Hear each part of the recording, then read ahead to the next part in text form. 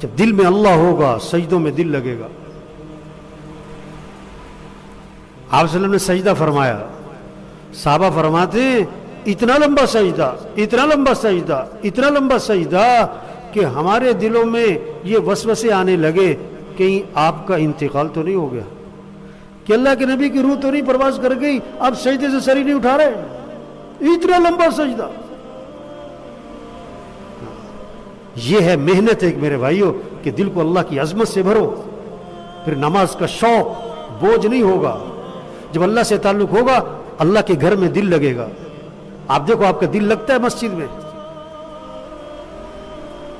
مسجد میں آپ کی خوشی محسوس ہوتی ہے, اطمینان محسوس ہوتا ہے, مسجد سے نکلتے ہوئے بوجھ ہوتا ہے کہ اللہ کے گھر سے جا رہا ہوں.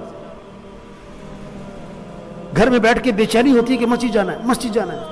کتنا بڑا طبقہ ہے جو مسجد میں آ ہی نہیں رہا ہے.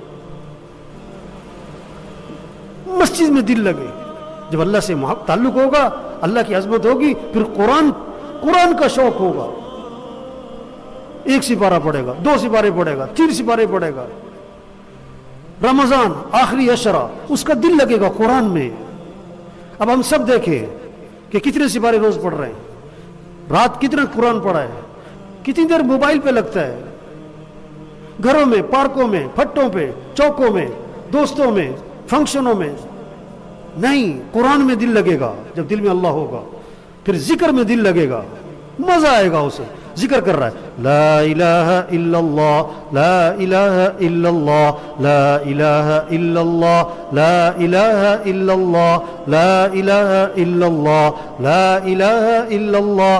اسے مزہ آئے گا, چین ملے گا, سکون ملے گا, راحت ملے گی, خوشی محسوس ہوگی ذکر کرتے ہوئے. ابھی تو لوگ ذکر عام طور پہ کر نہیں رہے. اگر کوئی ذکر کر رہا ہوتا ہے نا, تسبیح پھیر رہا ہوتا ہے, ادھر دیکھ رہا ہوتا ہے, ادھر دیکھ رہا ہوتا ہے, تسبیح پھیر ہی جاتا ہے, پھیر ہی جاتا ہے.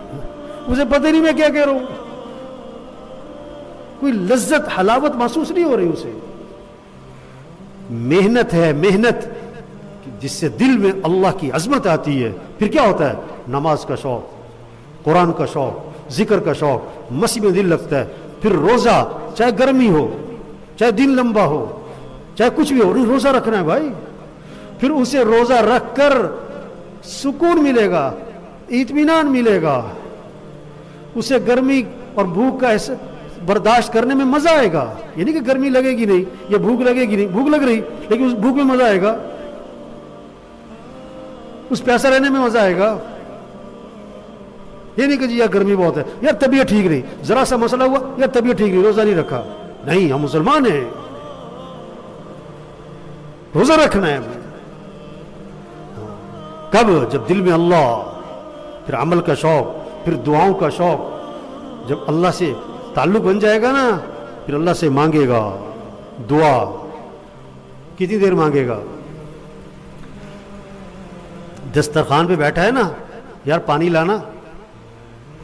وضو کی جگہ بیٹھا ہے, یار پانی لانا. نہانے کی جگہ بیٹھا ہے, یار پانی دینا. ایک ہی جملہ ہے تینوں جگہ پر, لیکن فرق ہے.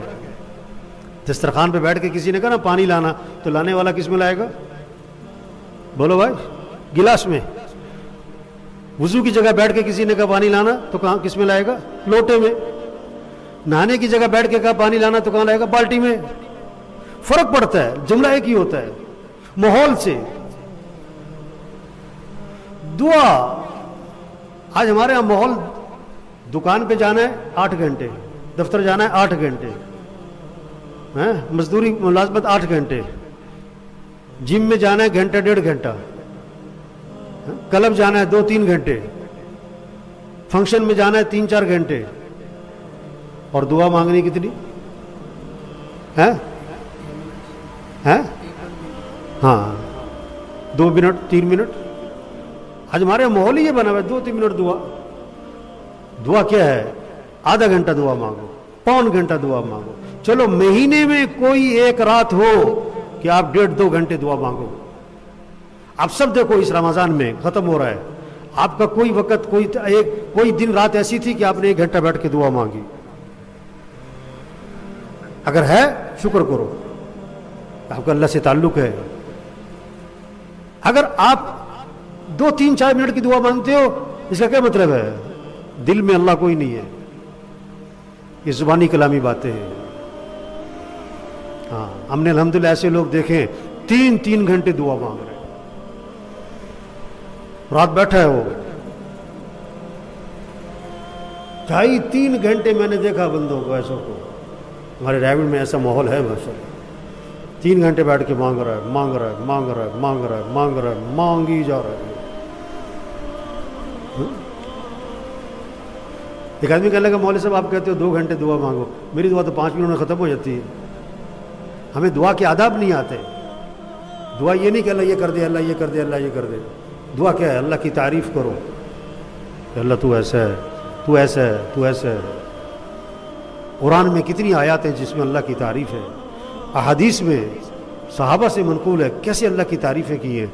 اللہ کے نبی کا گزر ہوا، ایک صحابی دعا مانگ رہے ہیں، انہیں نہیں پتہ اللہ کے نبی سامنے ہیں، وہ لگے ہوئے ہیں اپنے اللہ سے، یا من لا تراہ العیون ولا تخالطه الظنون ولا يصفه الواصفون ولا تغيره الحوادث ولا يخشى الدوائر يعلم مساقيل الجبال ومكائل البحار وعدد قطر الأمطار وعدد ورق الأشجار وعدد ما أظلم عليه الليل وأشرق عليه النهار ولا تواري منه سماء سماء ولا أرض أرضا ولا بحر ما في قعری ولا جبل ما فی وعری۔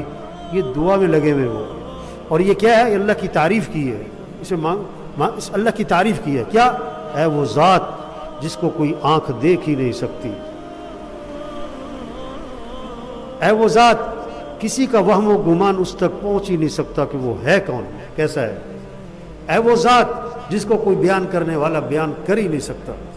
ہے وہ ذات جس میں کسی قسم کا تغیر نہیں، ہے وہ ذات جس کو کسی قسم کا خوف نہیں، ڈر نہیں، ہے وہ ذات جو پہاڑوں کے وزن کو بھی جانتی ہے،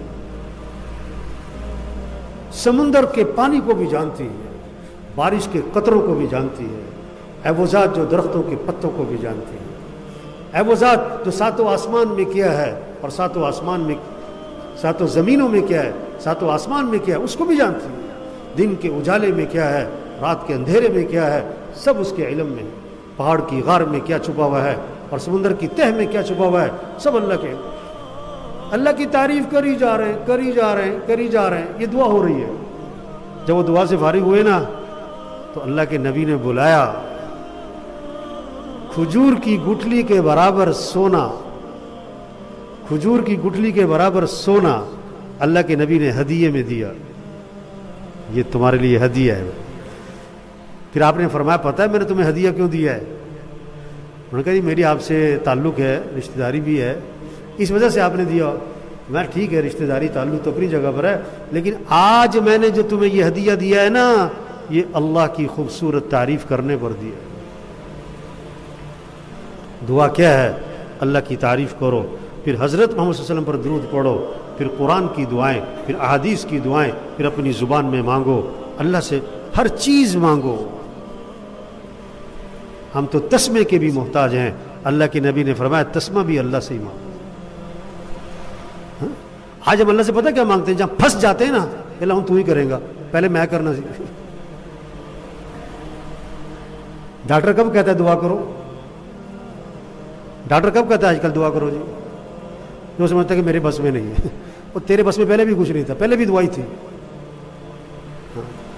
تو میرے بھائیو محنت کریں، یہ تبلیغ ایک محنت ہے اللہ اکبر کو دل میں اتارنے کی، اور جب دل میں اللہ اکبر آتا ہے پھر نماز کا شوق، مسجد کا شوق، روزوں کا شوق، قرآن کا شوق، ذکر کا شوق، عمل کا شوق، پھر دعاؤں میں دل لگتا ہے، پھر آدمی کے اندر نرمی آتی ہے، کیونکہ اللہ نرم ہے۔ جس کے دل میں اللہ کی عظمت ہوگی اس میں نرمی آئے گی، اکڑ نہیں ہوگی۔ اللہ کھاتے نہیں کھلاتے ہیں، جس کے دل میں اللہ کی عظمت آئے گی اس کو کھلانے کا شوق پیدا ہوگا، کھانے کا نہیں ہوگا۔ اللہ پہناتے ہیں، پہنانے کا شوق، کھلانے کا شوق۔ اللہ سخی ہے، جس کے دل میں اللہ کی عظمت اس میں سخاوت آئے گی۔ میرے بھائیوں محنت کریں, ایمان بنائیں. یہ چھوٹی سی زندگی ہے, ختم ہو جانی ہے, آج نہیں تو کل ختم. ہم سب آج زمین کے اوپر ہیں, فرصت سے بعد ہم سب زمین کے نیچے ہوں گے. ہم جتنے بیٹھے ہوئے ہیں, ایک وقت ہم دنیا میں نہیں تھے اور دنیا کا نظام چل رہا تھا, گھروں کا, دفتروں کا, بازاروں کا, حکومتوں کا, دن کا, رات کا, گرمی کا, سردی کا, چاند سورج کا, سارا نظام چل رہا تھا. ہم نہیں تھے, ہمارا نام و نشان نہیں تھا. اور ایک وقت آئے گا ہمارا نام و نشان بھی نہیں ہوگا اور اس دنیا کا نظام چل رہا ہوگا. کئی آئے کئی گئے. کل میرا بیان تھا, کئی بڑے افسران تھے, میں نے کہا آپ جس سیٹ پہ بیٹھے ہوئے ہو نا, اس سیٹ پر کئی آئے کئی گئے, کئی آئے کئی گئے. جب دل میں اللہ ہوگا, سجدوں میں دل لگے گا.